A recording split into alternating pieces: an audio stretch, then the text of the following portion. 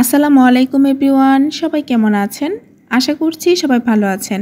A to Z kitchen বিডিতে আপনাদের সবাইকে আরও নতুন একটি রেসিপি দেখার জন্য আমন্ত্রণ রইল।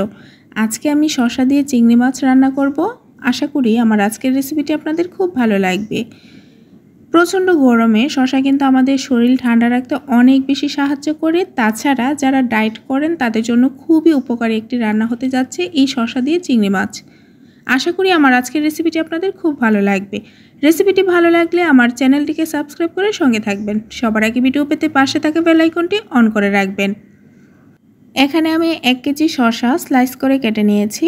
খুব বেশি চিকন কিংবা খুব বেশি মোটা কিন্তু করিনি। আশা করি আপনারা দেখেই বুঝতে পারছেন। তবে আপনারা কিন্তু আপনাদের পছন্দ অনুযায়ী যে কোনো স্লাইস করেই কেটে নিতে পারেন। সেই ক্ষেত্রে রান্নার সময়টা একটু কম বেশি হবে। এরকমভাবে স্লাইস করলে রান্নাটা দ্রুত হয়ে যাবে।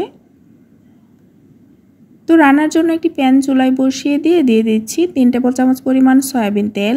এখন দিয়ে দিচ্ছি একটা বড় সাইজের পেঁয়াজ কুচি করে, মেজারমেন্ট কাপের হাফ কাপ পরিমাণের হবে। এখন পেঁয়াজগুলোকে নেড়ে চেড়ে হালকা নরম হয়ে আসার আগ পর্যন্ত ভেজে নেব। খুব বেশি ব্রাউন কালার করার কোনো প্রয়োজন নেই, হালকা নরম হয়ে আসলেই চলবে। পেঁয়াজগুলো হালকা নরম হয়ে এসেছে। এখন দিয়ে দিচ্ছি ধুয়ে রাখা 250 গ্রাম চিংড়ি মাছ। আজকে আমি বড় চিংড়ি দিয়ে রান্না করছি, তবে আপনারা কিন্তু ছোট বড় সব ধরনের চিংড়ি দিয়ে রান্না করতে পারবেন। স্বাদমতো লবণ এবং হাফ চা চামচ হলুদের গুঁড়া দিয়ে দিচ্ছি। এখন নেড়ে চেড়ে 5 থেকে 6 মিনিটের মতো চিংড়ি মাছগুলোকে ভেজে নিব। এই সময় কিন্তু আমি চুলার আঁচ মিডিয়ামে রেখেছি। ফাঁকে একটা কথা বলে নিচ্ছি, যারা এখনও আমার চ্যানেলটিকে সাবস্ক্রাইব করেনি তাদেরকে আমার চ্যানেলটিকে সাবস্ক্রাইব করে আমার সঙ্গে থাকার জন্য অনুরোধ রইল। সবার আগে ভিডিও পেতে পাশে থাকা বেল আইকনটি অন করে রাখবেন।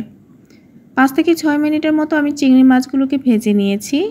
এখন দিয়ে দিচ্ছি হাফ চা চামচ ধনিয়ার গুঁড়া এবং দিয়ে দিচ্ছি 1 চা চামচ জিরার গুঁড়া। এখন অল্প পরিমাণের পানি দিয়ে চিংড়ি মাছগুলোকে ভালো করে কষিয়ে নিতে হবে। এখন আমি নেড়েচেড়ে এগুলোকে সবগুলোকে ভালো করে মিশিয়ে নিচ্ছি।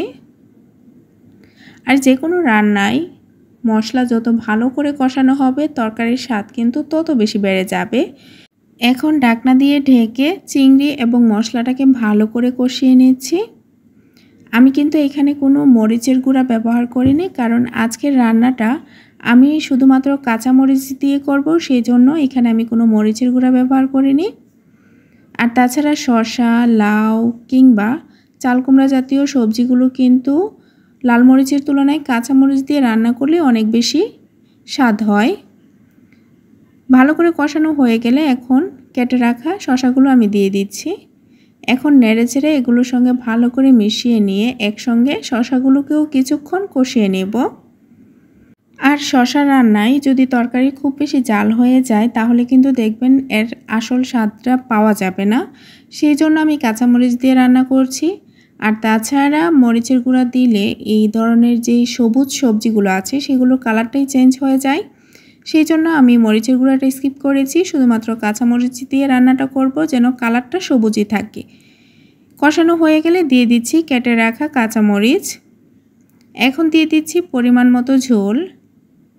আমি আমার প্রয়োজন মতো ঝোলটা দিয়ে দিয়েছি, তবে আপনারা কিন্তু আপনাদের প্রয়োজন মতো ঝোলটা দিয়ে দিবেন। ঝোল দেওয়ার পর আবারও সবগুলোকে একসঙ্গে ভালো করে মিশিয়ে নিয়ে ঢাকনা দিয়ে ঢেকে রান্না করে নেব।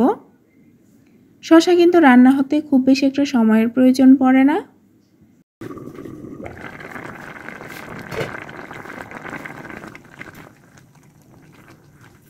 এখন ঢাকনা দিয়ে ঢেকে শসাগুলো যখন 80% সিদ্ধ হয়ে আসবে তখনই আমি রান্নাটা কমপ্লিট করে ফেলবো, কারণ শসা 80% সিদ্ধর পর আপনি ঢাকনা দিয়ে ঢেকে রেখে দিলে দেখবেন বাকি 20% সিদ্ধ হয়ে যাবে।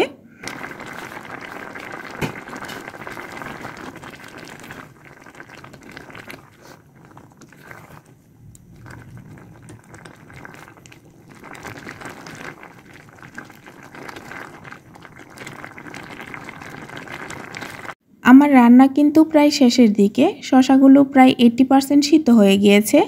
আর এই শসা রান্নার ক্ষেত্রে শসাগুলো যখন 80% সিদ্ধ হয়ে যাবে তখনই রান্নাটা কমপ্লিট করার চেষ্টা করবেন, কারণ ঢাকনা দিয়ে ঢেকে রেখে দিলে শসাগুলো কিন্তু 100% সিদ্ধ হয়ে যাবে। আর আপনি যদি 100% সিদ্ধ করে শসাগুলো রান্নাটা কমপ্লিট করেন তাহলে দেখবেন অনেক বেশি নরম হয়ে যাবে, তখন আর খেতে একদমই ভালো লাগবে না। এখন দিয়ে দিচ্ছি কুচি করে রাখা ধনিয়া পাতা, আর ধনিয়া পাতাগুলো দিয়ে একটু নেড়েচেড়ে মিশিয়ে নিয়ে চুলাটা অফ করে দিব। তাহলে দেখবেন যে ধনিয়া পাতার কালারটা সবুজই থেকে যাবে। বেশ, আমার রান্না কিন্তু কমপ্লিট। এখন ঢাকনা দিয়ে ঢেকে রেখে দেব। তো আমার আজকের রান্নার রেসিপিটি আপনাদের কাছে কেমন লেগেছে তা জানাতে ভুলবেন না। যদি ভালো লেগে থাকে তাহলে অবশ্যই লাইক, কমেন্ট এবং শেয়ার করে দিবেন। আপনাদের একটি লাইক, কমেন্ট আমাকে নতুন ভিডিও বানাতে অনেক বেশি উৎসাহ দেয়। আজকে এই পর্যন্তই, দেখা হবে নতুন কোনো রেসিপি নিয়ে নতুন কোনো ভিডিওতে। সবাই ভালো থাকবেন। আল্লাহ হাফিজ।